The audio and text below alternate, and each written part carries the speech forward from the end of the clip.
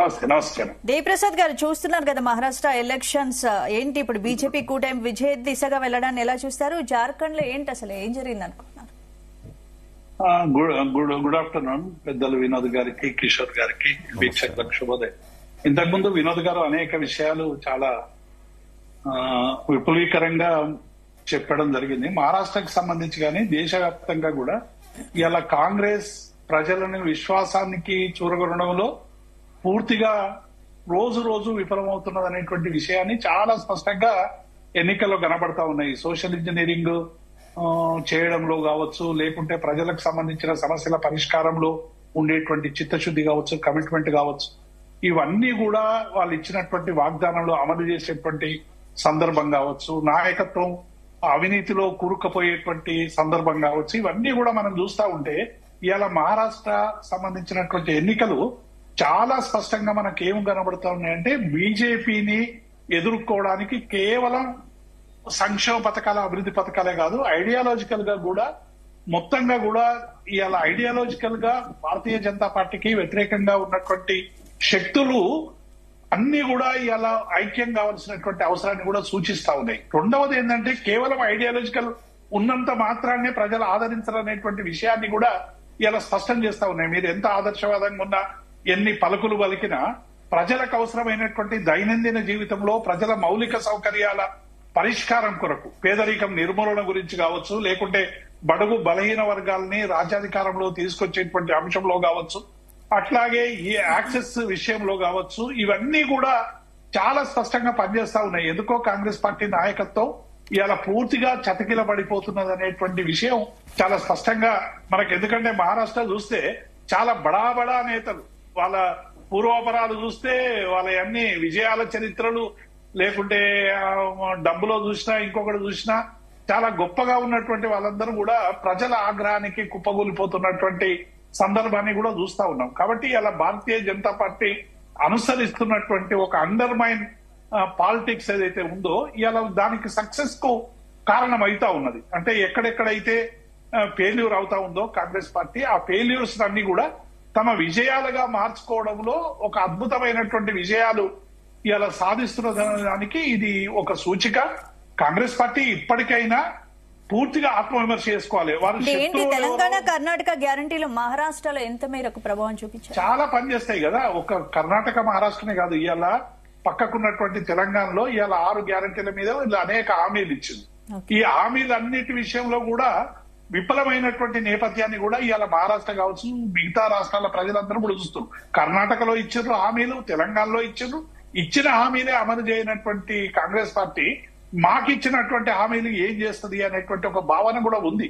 ఎందుకంటే ఒక సుదీర్ఘ కాలం పరిపాలించినటువంటి కాంగ్రెస్ పార్టీ ప్రజలకు సంబంధించినటువంటి అనేక మౌలిక సమస్యల్ని పరిష్కారంలో విఫలం కావడం అనేటువంటిది ఒకవైపు ఉంచితే, ఇంత సుదీర్ఘంగా రాజకీయ అనుభవం ఉన్నటువంటి కాంగ్రెస్ పార్టీ సమస్యల్ని పరిష్కారం చేయడంలో సరైనటువంటి చొరవ గాని, ఆచరణ గాని, రాజకీయ కార్యాచరణ గాని లేదనేటువంటి విషయం కూడా అర్థమవుతుంది. ఎందుకంటే తెలంగాణలో వాళ్ళు చెప్పారు, ఇక్కడ అప్పులున్నా లేకుంటే ఇబ్బందులున్నా మాకు తెలుసు, మేము మొత్తంగా కూడా ఈ హామీల అమలుకు మాట ఇస్తున్నామంటే టేక్ ఇట్ గ్రాంటెడ్, మేము మడమదిప్పము అని చెప్పి మాట మాట్లాడేది. కానీ ఏ ఒక్కటి చేసిండ్రు ఒక్కసారి మనం ఆలోచిస్తే ఇలా రుణమాఫీ దగ్గర నుంచి రైతు భరోసా దిక్కులేనటువంటి పరిస్థితి, 2500 పెన్షన్ ఇవ్వలేనటువంటి స్థితి, మహిళలకు సంబంధించినటువంటి విషయాలు పరిష్కరించలేని పరిస్థితి, కౌలుకు సంబంధించినటువంటి విషయాలు పరిష్కరించలేని పరిస్థితి, ఇవన్నీ కూడా చాలా విషయాలు ఇలా చర్చకు వస్తున్నటువంటి విషయాలు చూస్తా ఉన్నాం.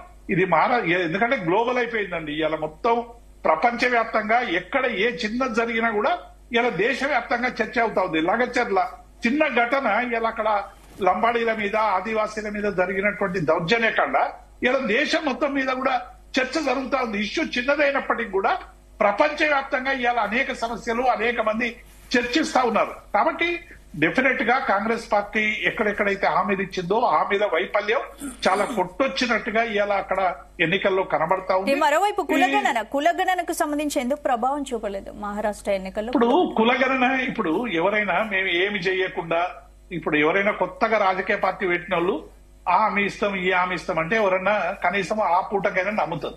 కానీ కాంగ్రెస్ పార్టీకి ప్రజలు ప్రేమించిన దానికంటే ఎక్కువ అధికారం ఇచ్చేదండి.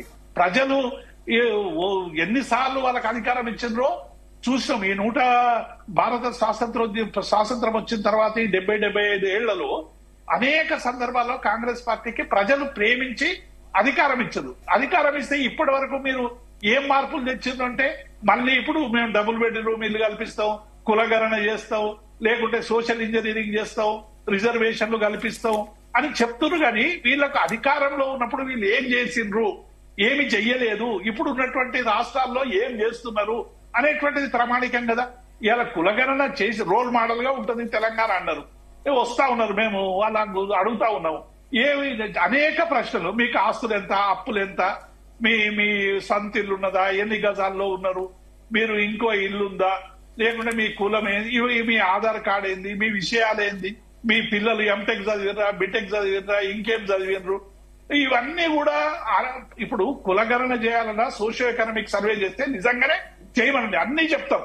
ఇక్కడనే కంప్యూటర్ పట్టుకొచ్చి ఇక్కడనే క్రిమినల్ సర్టిఫికేట్ ఇవ్వమనండి, ఇక్కడే ఇన్కమ్ సర్టిఫికేట్ ఇవ్వమనండి, ఇక్కడే పేదవాళ్ళకి సంబంధించినటువంటి విషయాల మీద క్లారిటీ ఇవ్వమనండి.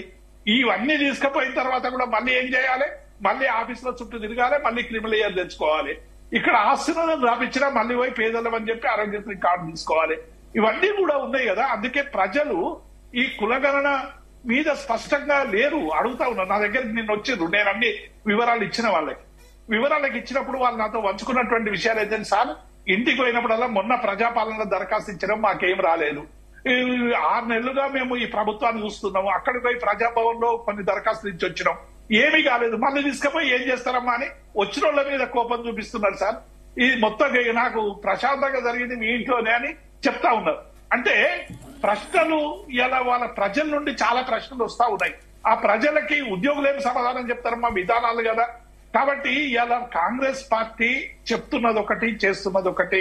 వీళ్ళు ఈ గత దశాబ్దాల కాలంగా ప్రజలను వంచిస్తున్నారనేటువంటి ఒక భావన చాలా పర్కులేట్ అయిపోయింది. ఇలా వీళ్ళు ఎన్ని 6 గ్యారంటీలు పెట్టినా, 60 గ్యారంటీలు పెట్టినా ప్రజలు నమ్మేటువంటి స్థితిలో లేరు. అది మొత్తం రివ్యాంప్ కావాలి.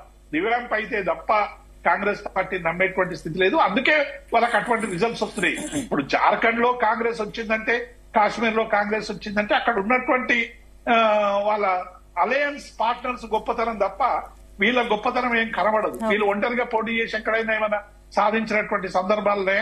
ఇక్కడ తెలంగాణ ఒక సపరేట్ అనుకోండి, ఎందుకంటే తెలంగాణలో రకరకాల ప్రయోగాలు చేసి 10 ఏళ్లలో మా యాంటీ ఇన్కంబెన్సీని సమర్థవంతంగా వినియోగించుకోవడం కావచ్చు, మేము మిస్ అయిన లాజిక్స్ కొన్ని చేస్తామని చెప్పడం కావచ్చు, ప్రజలు నమ్మేరు.